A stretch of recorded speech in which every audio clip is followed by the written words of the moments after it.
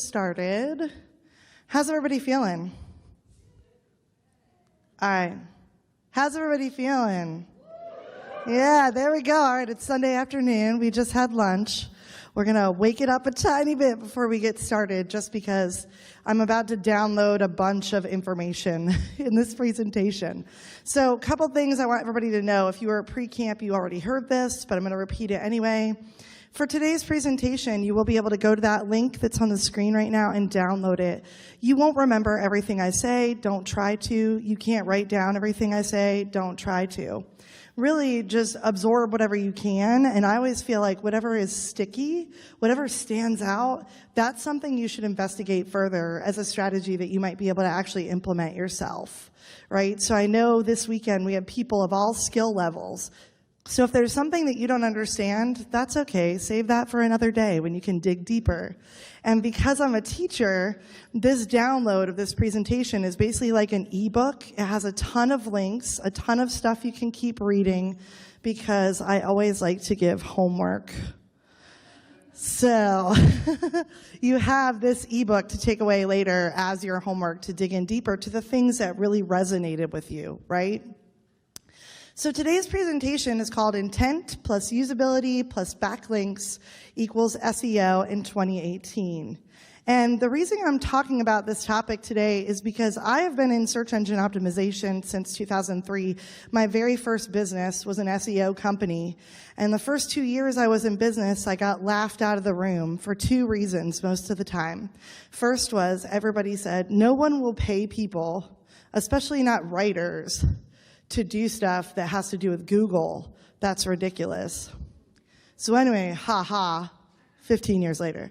The second reason I got laughed out of a lot of rooms, just as a side note, is because I was a woman. So just saying, ladies, kudos.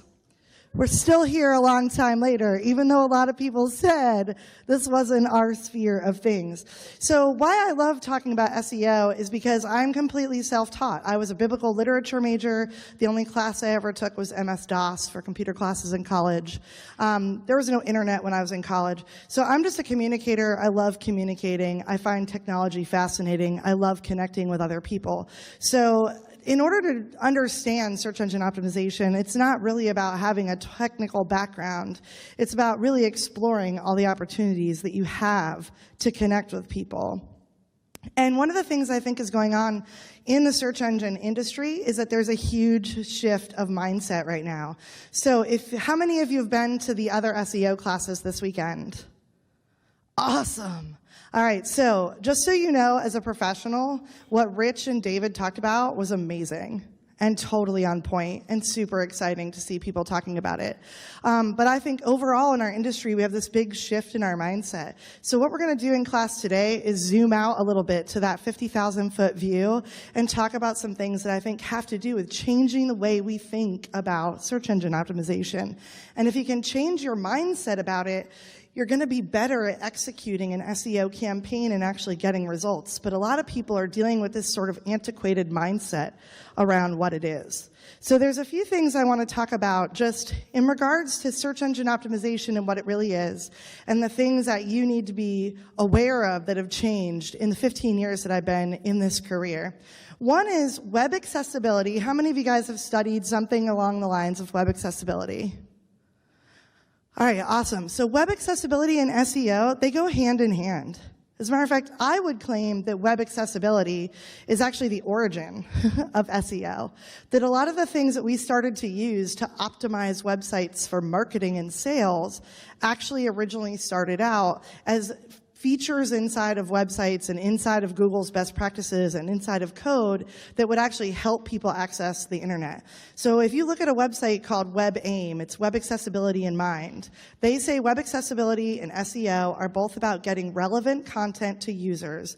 Accessible content and search engine optimized content are both machine readable. Search engines and assistive technologies such as screen readers are quite similar. So really what we see is we had all these things for web accessibility, then the SEO industry developed, and then we started taking all those features and making them about marketing, so we started to abuse them and do things like keyword stuffing. And what we didn't realize when we were trying to trick Google into thinking we were awesome is that we were actually giving people with disabilities a horrible experience on the internet in a lot of ways. And so they kind of clashed for a long time, and now we're coming back around to what I think is the right perspective, which is everybody deserves to have access to the information on the internet. And actually, search engine, the opportunities that you have to better format your website for search engines are actually just to make your website better in general. There's no tricks, there's no games, there's no way to get to the top if your website sucks. So seriously, like, it's not about finding the trick. If your website deserves to be at the top, it gets to the top. And if there's other better websites than yours that deserve to be there more, they get there instead. So unfortunately, there's no way to game the system. Everything that we used to do to game the system is now pretty much going to get you blacklisted on Google, because they're like, stop gaming the system. We don't want crappy websites at the top. We want the best websites at the top. So that challenges us all to raise our game when it comes to SEO. And I think actually create websites that are amazing and really help people. The other things you want to understand, and especially I'm going to talk a lot about Google, but they're the leader, so I think they have to be kind of talked about as the people that are forging the way forward. One of the things that they implemented in their search engine was semantic search. Essentially, semantic search basically allows the search engines to understand what words are statistically associated together and like what kinds of topics are related or correlate, right? And they do this in all sorts of different languages. Right, so essentially, a good example of this is over the years. Before, 10 years ago, if I was going to optimize somebody's website for family lawyer and family attorneys, I had to create different pages that were optimized for the phrase that had attorneys in it and the phrase that had lawyers in it.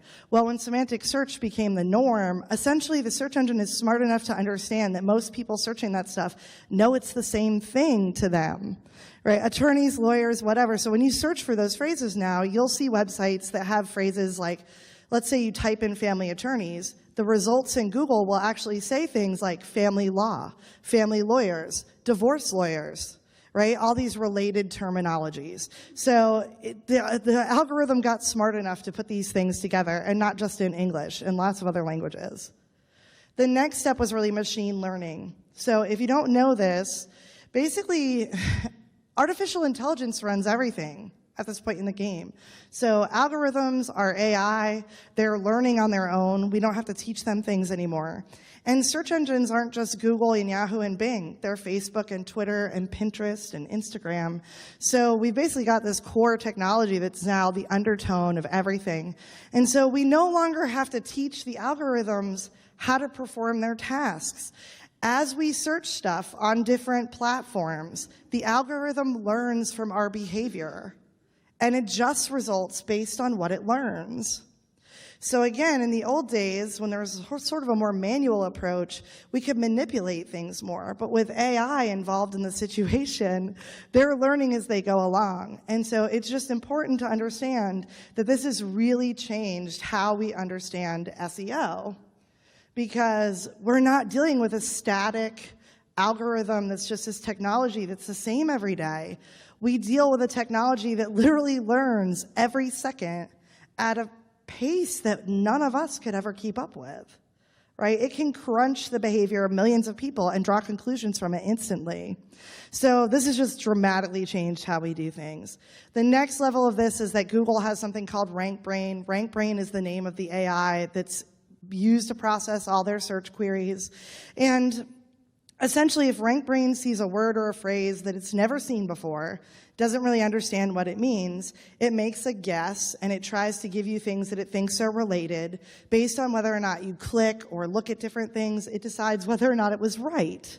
And it learns from that. And so it's constantly adjusting and filtering, and especially now that we can talk to our phones and talk to our search engines, we don't just type in 1 or 2 words. We ask Google like whole questions, right? That song about summertime from the 80s with the guitar. And then Google magically figures out what the heck you're talking about. What? Yeah, that's AI. It's amazing. And it's, again, completely changed the way that we view search engine optimization. One of my favorite quotes, Rand Fishkin. If you don't know him, he's one of the SEO leaders in the United States. I adore him. He's not only smart and funny, he's an amazing person if you ever get to meet him one-on-one. But he always says, if you've been stressing about how to optimize your SEO for RankBrain, here's the news. You can't. So move on, right? Again, we're talking about something that learns the same way we learn, and it can learn even faster. So we can't manipulate it. We have to sort of let that go. So a couple SEO myths that I want to actually bust. One is actual rankings are the most important metric to measure SEO success. False. Zero. No. Rankings are going to change depending on where you're standing, literally. So what I get at the top of Google when I'm in West Asheville versus East Asheville versus North Asheville versus South Asheville, it's not the same. There's no number one. Number one doesn't exist anymore, right? It's arbitrary. So really what we're looking at is organic search traffic. If you're doing SEO and you're doing it correctly, you should be seeing your organic search traffic go up. That's the number one metric that I care about for my clients. Now, of course, after that, we want that organic search traffic to convert into sales and leads. So they have to become something to be valuable. But that first sort of level of success is, are we getting more of that traffic? The second myth is SEO is a service that can be done once. We've already heard this weekend, but of course, all of us who work in this field have heard, well, Sarah, can't you just SEO my site for like $40? Like, no, like it doesn't work that way. Because the algorithms are always learning and always changing. There's new businesses starting up every day, and there's millions of websites being built all the time. The truth is that it's an ongoing process. It's a campaign mindset. It's where you're never going to stop. You're going to every month be working on how you improve your website. You're also never going to do your SEO in like 1 week. That's crazy. A lot of people that I teach DIY WordPress to, they're like, well, I'm just going to spend next week working on my SEO. I'm like, okay. And then next month, another week. And the month after that, another week. And 10 years from now, every week between now and then. And so that's the reality. You can't look at it as something you get to wash your hands of. You don't actually get to wash your hands of it. And then SEO is a singular service a professional can provide. And this is actually, I'm going to thank Rich, because this slide got added right before I came up here from a conversation we had earlier. SEO is no longer this like standalone static service, right? So when you ask somebody to optimize your website and actually increase your sales or your leads and make your business grow, what you're actually asking them to do is a mixture of content marketing, public relations, blogging, email marketing, social media, because all of those different services actually contribute to the authority of your website. So because authority now means so many different things, the usability of your website affects your authority, right? So essentially, because of all those things, it's no longer where you just go and you're like, oh, I'm just going to hire somebody to do the SEO. If they're selling you that, I'd be scared. Because I don't think it can work, honestly. And it's harsh to say that, because some of my favorite people in the world operate from that mindset. But again, I'm going to challenge today that we have to change our mindset about it. That it's not this sort of one-off thing that we can sell by itself, because it includes so much other work, right? And we're going to go into that more as we go along. So the first thing I want to talk about is that intent. So intent is the first piece of this formula. Connect with people's motivations and intentions. How many of you got up today, saw something on your phone or your computer that you didn't care about, and were like, yeah, another thing I don't give a crap about. I love it when the internet does that to me. I love seeing tons of stuff in my email, like spam and things I don't need. I love seeing stuff on my Facebook that's an ad from somebody I don't like. Anybody in here enjoy that? None of us do, so nobody else on the planet does either, right? So the goal of really making the internet a better place, and I'll tell you, this is one of my new things for the last year. I'm always using hashtag make the internet a better place, right? Because as humans, we tend to get amazing tools and then use them for stupid stuff. And I think we got the internet, which is this amazing tool, and we should use it for awesome things. We need to check ourselves on our motivations. And part of that is understanding that people want to see the things that matter to them, that meet their intentions and meet their motivations. So if you can create a website that delivers what people really want and need, your website is going to do better overall in the search engines. So the first thing to think about is, what is search intent? Search intent is really the reason anybody conducts a search. So do they have a question? They want an answer? Are they looking for a specific website of a company that their friend recommended? Are they searching because they want to buy a pair of shoes right now for this awesome party they're going to next week? Do they want to go and figure out what movies are playing? Do they want to go and see what the schedule is for WordCamp Asheville on a Sunday, right? We have an intention behind everything that we look for on Google. So to rank higher and increase your organic search traffic, you have to kind of identify what the post and page are for. What is the intention that you're trying to match or connect with, right? So the easiest thing to think about is your contact page. The intention of somebody going to your contact page is to contact you or to find out how to contact you, right? So you're going to build a page. It's really easy for them to do that. When it comes to SEO, we wouldn't expect for the contact page to show up in Google ever unless somebody was literally typing in, like, how to contact JB Media Institute. And then maybe my contact page arrives because it aligns with the intention of the person, right? So this is where we have to get away from any vision of keyword stuffing, because we can't just have a contact page and then shove all our services keywords on there and think that Google's going to show it up for anything. Google's really just like, the AI's in there going, wow, I learned that you're an idiot who doesn't care about what people want, right? So that's literally what's happening. So you don't want to do any more of that trickery where you're trying to squeeze things in where they don't belong. What is the purpose of the page? Are there keywords that align with that purpose? Do those keywords and the purpose of the page align with the intention of the people that are actually searching for stuff, right? So a lot of the research we do in SEO is to identify this search intent. Search intent kind of comes in 3 buckets: informational and investigative, navigational, or transactional. So these 3 buckets include tons of stuff, but it's important to think about your audiences and at least drop them into these buckets. Sometimes people are just researching things. They want answers to their questions. They want to learn more about a topic. That's informational and investigative. That's when I'm typing questions into Google, right? That's when I'm just looking for information. I might not be ready to buy at that stage. Navigational intent means I already know your brand. I'm actually looking for you. Like every morning, yesterday and this morning and on Friday, because of WordCamp, every morning I've gotten up, clicked on Google and said, WordCamp Asheville schedule, and it brings up that page with the schedule on it, right? So literally that's me doing a navigational intent. I just need this information. I know it's on the internet. Google, please go get it for me. Right? And then transactional intent usually means that people are ready to buy or hire or something of that nature. So what we see is that these intentions are then reflected in the actual keyword phrases that people choose, right? So if I'm ready to buy a product, I might actually type into the search engine, like I always use the example of dresses. When I go searching for dresses to buy online, I don't just go in there and put in like women's dresses. I go in there and I'm like, women's dresses, size 20, black, sexy, cheap.